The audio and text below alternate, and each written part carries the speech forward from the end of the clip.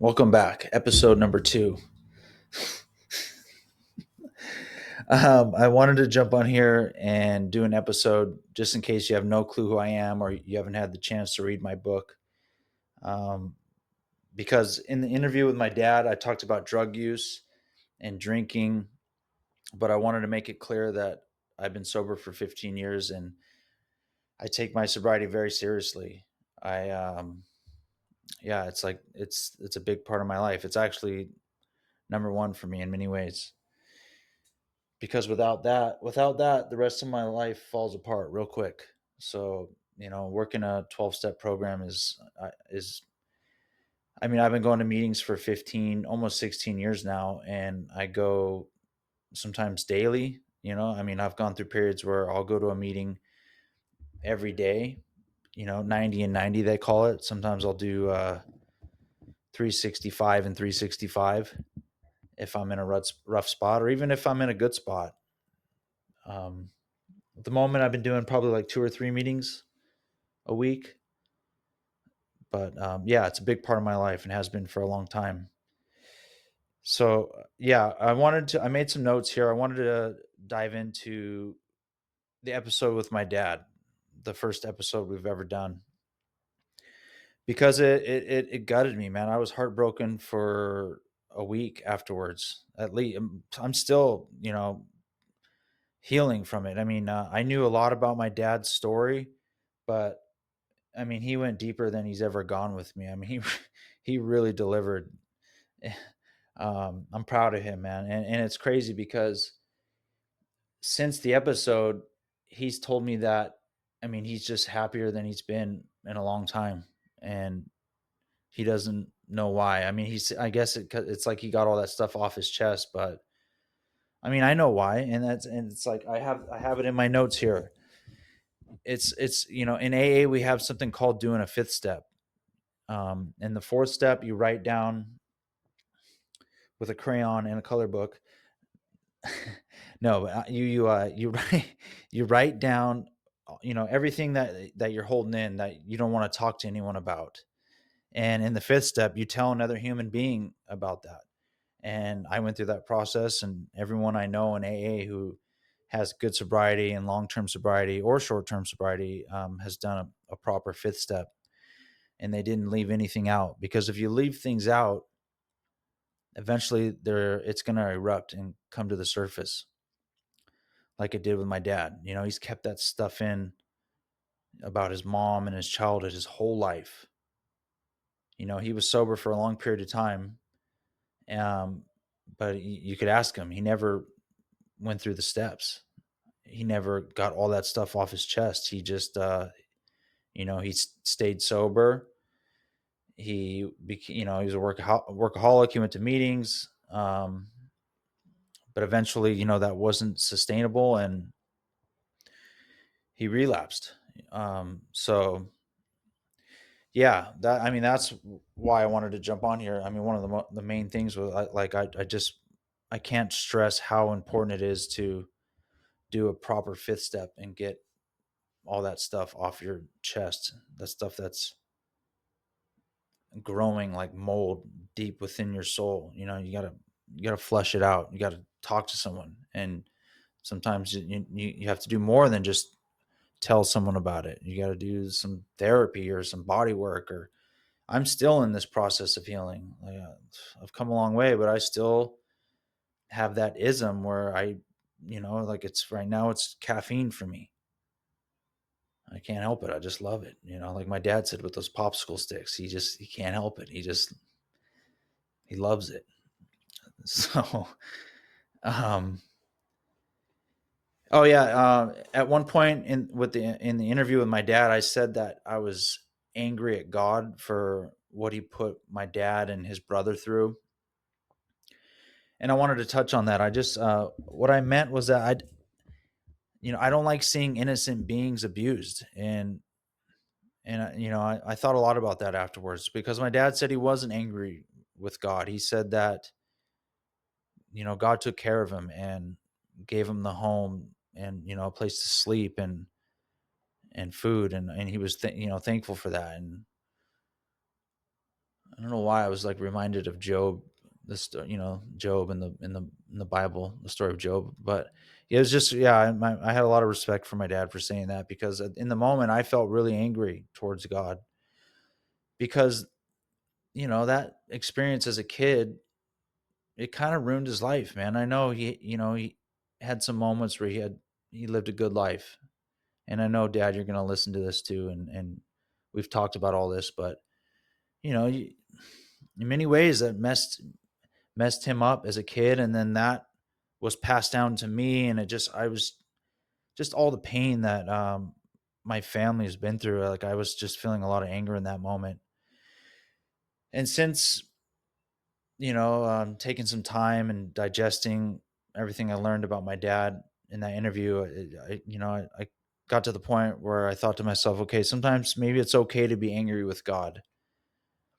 but I still have to find ways to have faith and know I can't see the whole picture, right? And thy will be done, right? And leave it at that. Just keep trusting, putting one foot in front of the other, and don't ask too many questions, even though it's hard at times. Um, yeah, and my dad, it was funny in the beginning because he said, my dad said, "Hey, you think you had it tough, kid? You think you had it tough? You don't know." That's like the story of my life, right? You think you had it tough? Um, and I'm not even saying I had it tough. I didn't say it to him that I had it tough as a kid, but this is the way things were. And yeah, this is just the way it is. This is the way things were. But I wrote here in my notes, like, when I was younger, it was discouraging when I would hear him say things like that, and it was like my experiences weren't valid. And if you've read my book, or you're gonna read it, you're gonna know that I try not to complain or be the victim, but things were not easy. And my partner, my girlfriend Danny, tells me all the time, like, that I should be dead, and I don't know. You be the judge of that. Um, yeah, and then at one point in that video, I showed, and I'll probably put it in here as well. Like, there's a clip of me at the horse races in the parking lot with my dad, and I mean, maybe if you saw the interview with my dad, maybe you didn't notice it, but that's actually me here in the video at 9 years old, and I'm grabbing my nuts, screaming, going, "Hey!" And it's funny. We showed one of our friends the video, and she's like, "Oh my god, your balls probably hadn't even dropped yet." And I think she was right. Um, but yeah, it's just, I wanted to reflect on that for a second, because it's like, I mean, here I am, 9 years old, just surrounded by all these degenerate legends, and this is what they were. This is what I was bred to become, like a little asshole. Um, so yeah, it was so cool how that clip came into my life recently through my dad's friend, because that we don't have any family footage, as they say. That's it. So yeah, and then I wanted to reflect on my dad's relationship with his mom, and how that related to his wife, my mom. Um, the generational trauma, and the things being repeated, right? Patterns. And where does that come from? I made some other notes here, but I don't feel like talking about that right now. It's a little heavy, but maybe somewhere down the track. But yeah, just it's really yeah, what's the word? Fascinating how these things get repeated in patterns. And so yeah, I want to show the clips here, and the first one is my dad talking about how his mom broke the 5-gallon water bottle over his head, and and he got all those stitches, whatever it was. I think he said it was 100 stitches or something. We'll play that here. And one time she broke a water bottle over my head, and I had to get like 100 stitches on the top of my head. back then in the late 50s, early 60s, those were made out of glass. They weren't plastic. So I think, right? I mean, yeah. So that's, but then, and then the next clip I want to show is him talking about my mom, and here that is here of her breaking the vase over his head, and he had to get 60 or 80 stitches or whatever it was, and here that is. And she grabbed this flower vase. It weighed about 5 pounds. It was crystal we got for a wedding present. And she threw it at me, and it hit me in the head, in the back of my head. It knocked me down, almost knocked me out.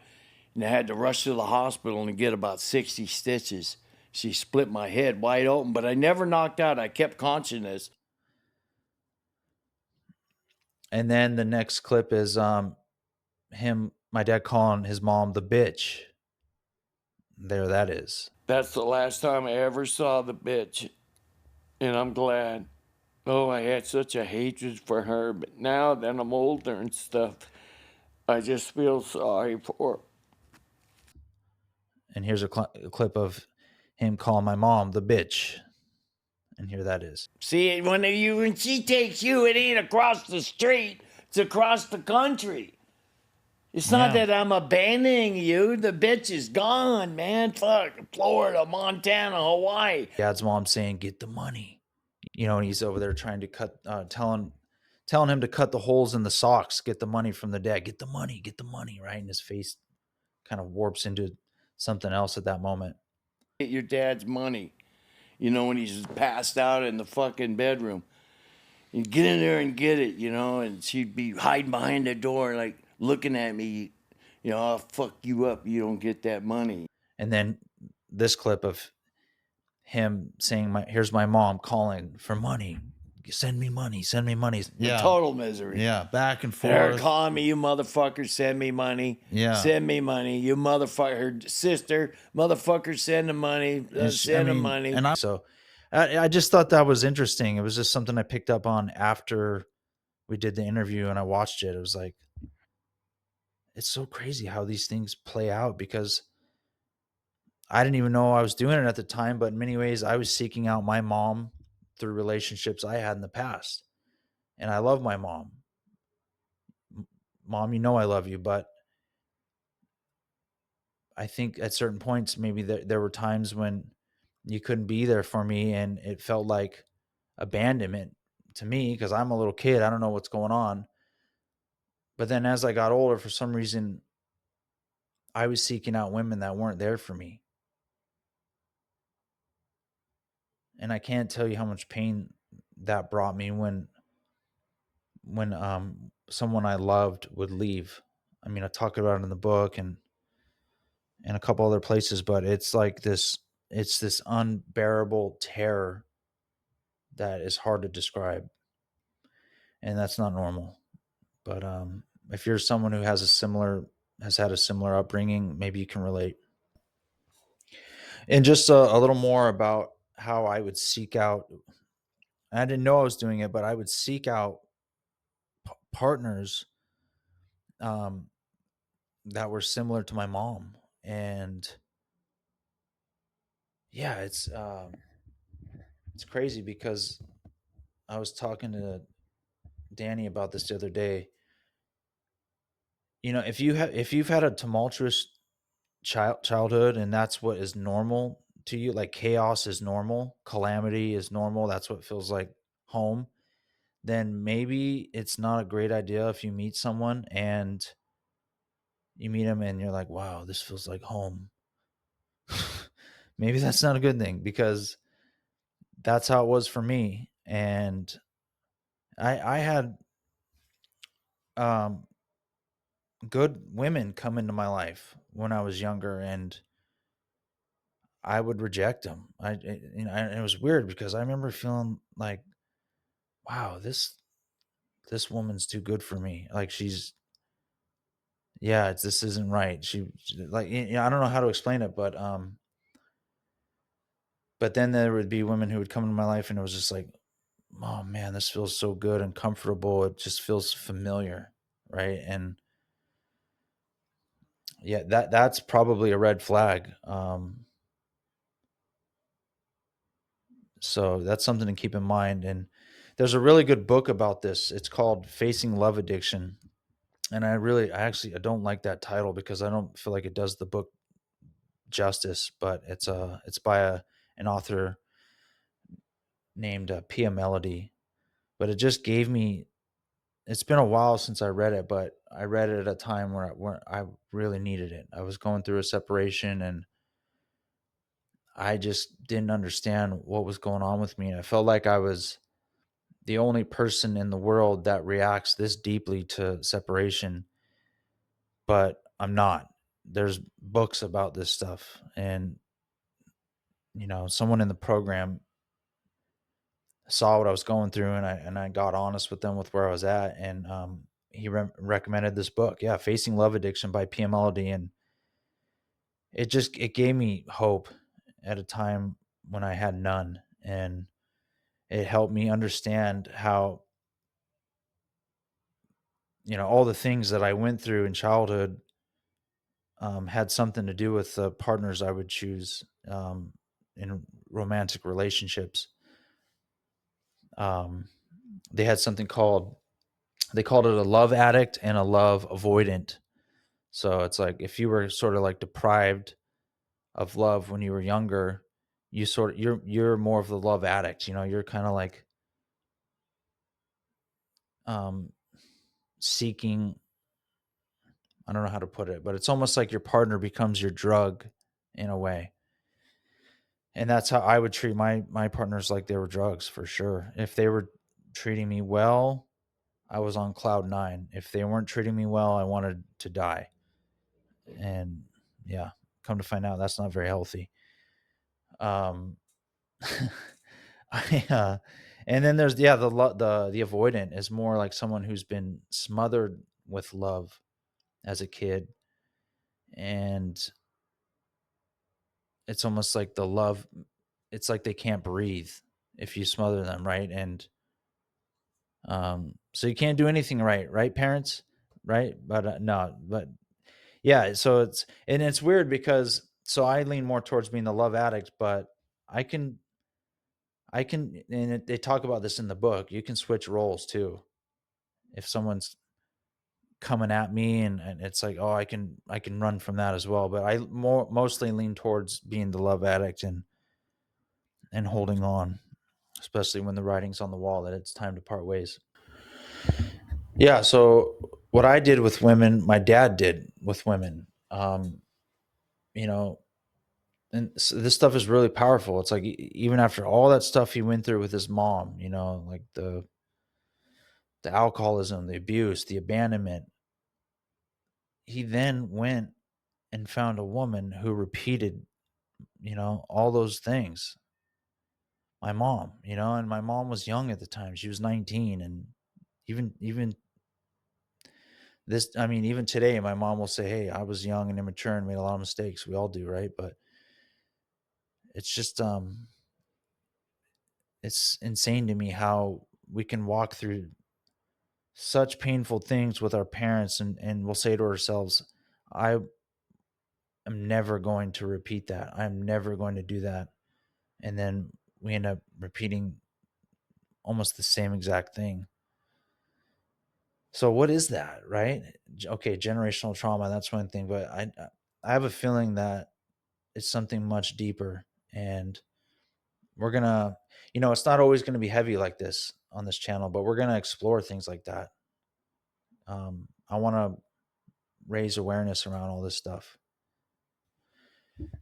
Yeah. So on further episodes, and the point of this podcast is, to the best of my ability, I'm going to approach this channel with unflinching honesty. I firmly believe there's a battle of light and dark, good and evil in the world, and I'm determined to learn more about it. Here you're going to find topics like generational trauma, addiction, recovery, religion, travel, and maybe even some conspiracy. So I invite you to join me. We'll see you again real soon.